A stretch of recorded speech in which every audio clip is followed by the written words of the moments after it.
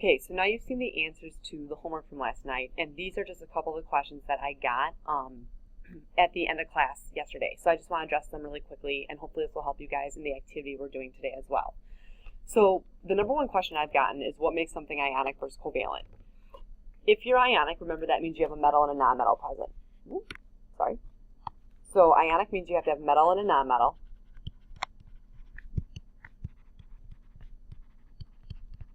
Or covalent means you have all nonmetals. This is important because when we talk about ionic things, if you're oxidizing or reducing something that's an ion, you have to put a charge with it. So for example, if we had like NaCl going to just Na and Cl, this is +1 -1, and this is 0 and 0 now because they're free.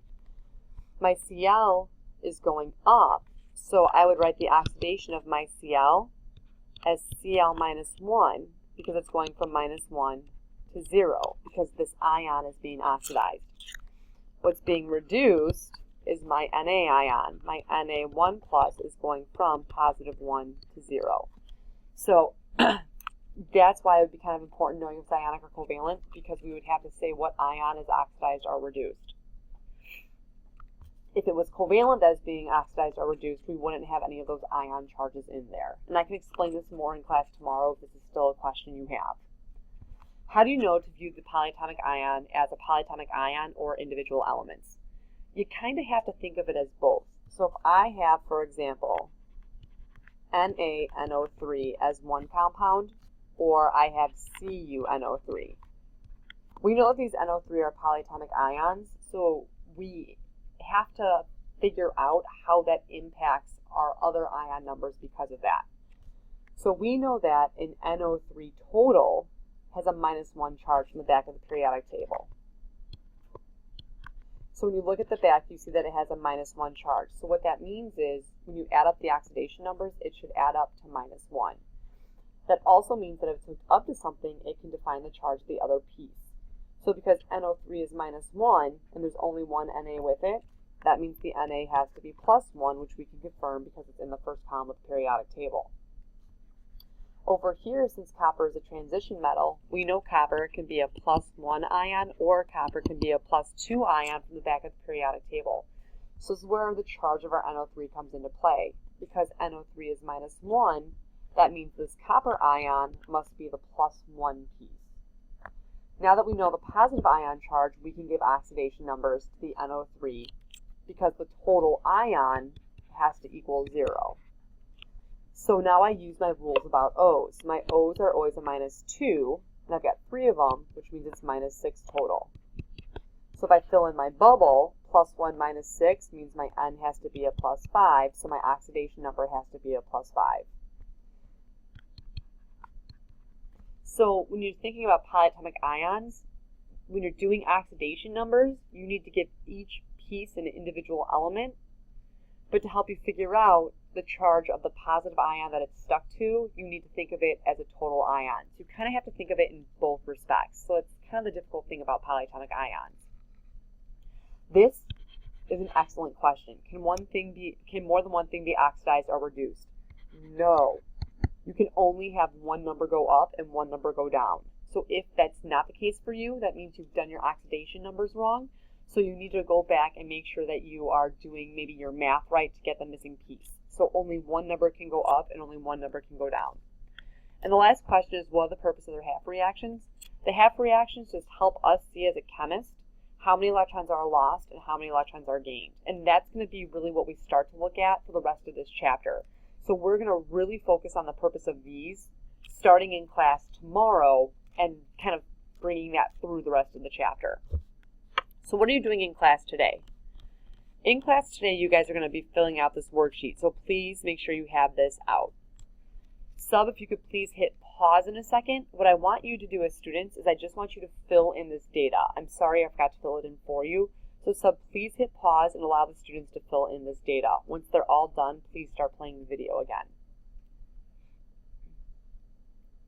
Okay, now that you're back at the video, what we're going to do is we're going to start to use this data to answer our goal. So our goal is we want to figure out what solid metal is the most reactive and what solid metal is the least reactive based off this data. So I've done the procedure for you and I've given you this data. So we want to figure out what the most reactive and least reactive metal is. So the first question, you're going to list the solid metals in order from most reactive to least reactive. So you and your partner, your lab table, just kind of look at this data and see if you can figure out how that would happen. The second question is what I want to spend some time explaining because this part was a little bit confusing last time I did this lab. So for each well that showed a reaction, that's going to be all the places where it doesn't say no reaction. What you're going to do is you're going to use the colored pencils that are out. You're going to choose a color and lightly shade in that box. So for example, this first box here between the Mg and the FO3, it had a reaction. So I might choose light green and I'm going to shade in this box in light green. I'm going to keep my green colored pencil and now I'm going to do the next step. So using my green color, I'm going to come to this activity series. I'm going to write S next to the element that was the solid and write AQ next to the element that was in solution. So if I look at this box, the piece on top is your solid. So my Mg was the solid in this reaction. So next to Mg, I'm going to put a little S in green. At that box, my Mg was put into an FeNO3 solution. So that means my iron was the aqueous piece. So in that same green, I'm going to put AQ next to the iron. Now I'm going to get a different color and then do the same step again. So this time I might grab, I don't even know what color this is. We'll find out when I color it in.